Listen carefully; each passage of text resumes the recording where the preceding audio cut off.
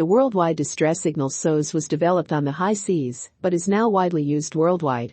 In formal notation, the letters SOS are written with an overscore line to show that their Morse code counterparts are sent in a continuous sequence of 3 dots, 3 dashes, and 3 dots, with no breaks between the letters.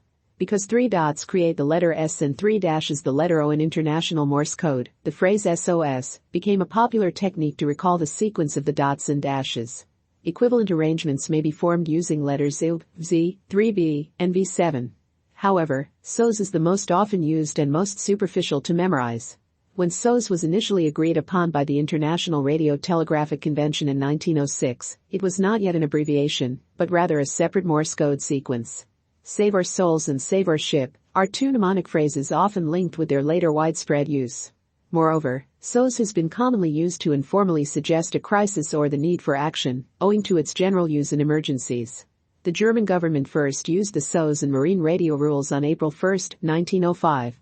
When it was ratified as part of the First International Radio Telegraph Convention on November 3, 1906, and went into effect on July 1, 1908, it became the de facto standard across the globe. In today's parlance, SOS is a Morse procedural signaler process intended to indicate the beginning of communication asking for help when death or severe property damage is imminent. If a station's machinery fails, a medical emergency arises, or a distress signal from another station has to be conveyed, such messages begin with different prefixes.